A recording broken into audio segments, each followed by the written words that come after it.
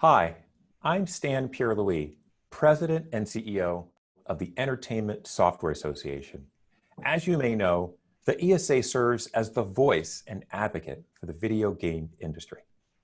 Our goal at ESA is to ensure that our industry's accomplishments, whether measured by our innovative game development, our audience engagement, or our impact inspiring new waves of talent to get interested in STEM education, are understood, acknowledged, and championed by policymakers and other stakeholders who care about games. And because we're an organization originally founded to ensure First Amendment protections for video game creators, we continue to press for free expression for the video game community. Like every artistic endeavor, games need to speak to our times. Now, we are certainly living in interesting times. In so many ways, there's a broader reckoning going on throughout society today. We started the year with hints of a virus thousands of miles away. Then it hit our shores. Now, COVID is part of our lexicon. Every day begins and ends with reports of the devastating impact COVID-19 is having on the way we work, the way we play, and the way we live. Then, near the end of May, we added 8 minutes and 46 seconds to our lexicon. The brutal killing of George Floyd sparked a renewed dialogue on racial inequality, its history, its ongoing impact, and what Black Lives Matter means beyond a hashtag. More recently, another hashtag, #MeToo, has resurfaced to remind us that the world our industry seeks to build needs to respect every member of our community and empower the voices that need to be heard. All of these events are reminders that our industry does not operate in a vacuum, and neither do our games. We are all impacted by these events, but our response will be the most critical thing we leave behind. What we do now will shape the narrative of our industry for the next generation of game developers, players, and leaders. The good news is that we have a lot to celebrate in where we are as a community today. Amid all of this sobering news, amid a health crisis, amid an economic crisis, and amid a moral crisis that will define a generation, video games have emerged as an important respite for so many people around the world. In many ways, there's probably never been a better time to celebrate what games mean to us, or to enjoy how they bring us together. Over the past few months, people around the world have turned to the comfort and joy that video games provide as a source of solace, connection, community, and stability, especially when our lives have felt so uncertain and out of control. In many ways, we are at an inflection point. You might call it a game-changing moment for video games. As an industry, we've always been good at reflecting the times in which we live, and we've always been good at projecting what the future might look like. We can imagine better than anyone. We can create scenes with resolutions as breathtaking as anything else available in HD. But we can also conjure up worlds that inspire new ideas about what's possible. What has changed is our engagement and our leadership role during this global moment of uncertainty. Take the ongoing COVID-19 crisis. The call went out to millions of people: stay home, wash your hands, practice social distancing. The first industry engaged in spreading the word after the news media was ours. In fact, we have played 3 critical roles during this crisis. First, we blanketed our audiences with health and safety messages to mitigate the spread of this virus. And with a global audience of more than 2.5 billion players, it made sense that we could serve as effective leaders in this effort. In fact, this crisis actually helped forge an alliance between our industry and the World Health Organization to get the word out. The hashtag #PlayApartTogether was one of many campaigns spearheaded by our industry to encourage healthy behavior by players around the world. Second, our industry raised tens of millions of dollars for COVID relief. And if you factor in gifts by related corporate entities, that amount is in excess of $100 million. Through corporate donations, employee match programs, and player fundraisers, our industry found significant ways to benefit relief organizations, local governments, first responders, and those in need of financial assistance at a time of true crisis. Third, and most significantly, our industry brought joy and connection to the new stay-at-home culture. And it wasn't just avid gamers who played. It was also new players discovering what they've been hearing about from their friends, their colleagues, and their family members.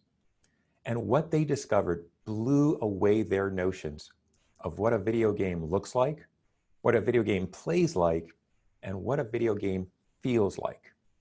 The modern video game looks more lifelike today, and platform innovations allow us to move in more lifelike ways. But they also draw us in emotionally like never before. They provoke us to play with others, but also as others, in their shoes. In fact, several medical studies released over the past year tell us that video game play can increase emotional intelligence among adolescents and can lead to positive emotional outcomes for players overall. We all probably suspected this was the case based on our own experiences, but it's nice to have the medical evidence to confirm it. Of course, while we're on the topic of COVID-19, it's worth mentioning that the video game industry has been one of the few bright spots in our economy during the year. In fact, even before the new stay-at-home culture was in full swing due to the pandemic, video game sales were up year over year. According to NPD, consumer spending on video gaming saw an increase of 9% during the first quarter of the year as compared to the same period last year. Those numbers have soared in recent months, with spending up 73% in April and up 52% in May compared to those same months last year. Now, many industry leaders have described these spikes as a surge rather than as the new normal, and that's probably right. However, even when those numbers come back to earth, the trend before COVID suggests that we will see strong growth in our sector overall and for all game genres. That's for a few reasons. First, we have a resilient, modern, dynamic workforce. We are a digital-first industry because our audiences demand it.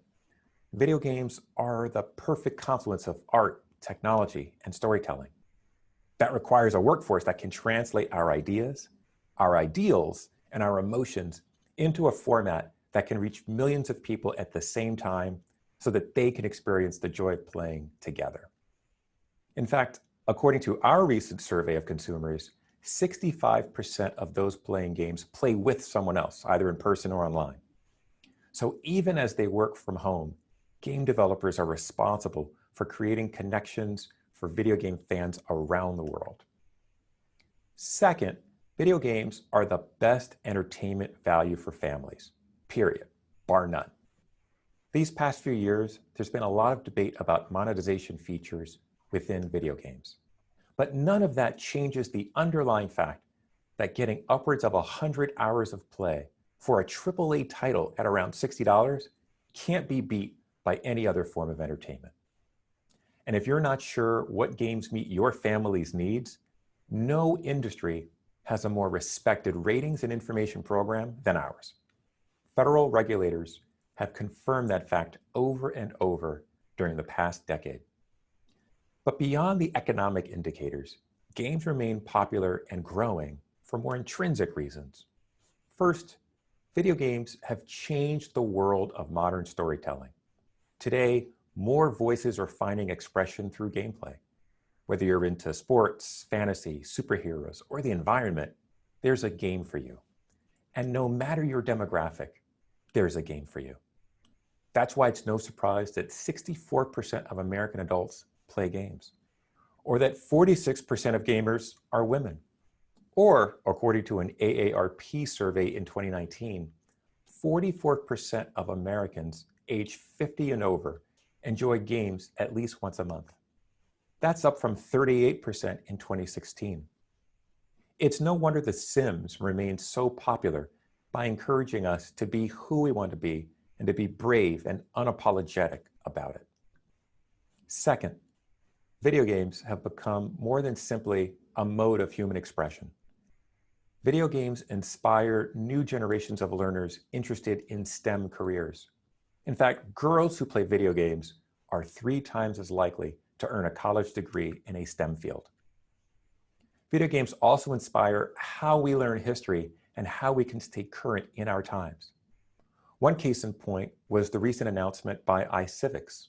As you may know, iCivics uses video games to teach middle and high schoolers civics education. In light of the recent focus on racial inequality, iCivics plans to revamp its instructional materials on the impact of slavery and the history of civil rights in the United States. What better way to inform the current dialogue we are having more broadly in society than to make sure the next generation of leaders get a firm grasp of the underlying facts? Also, video games inspire innovations in medical treatment. Video games are increasingly used as a part of physical rehab, which is particularly useful in the age of social distancing.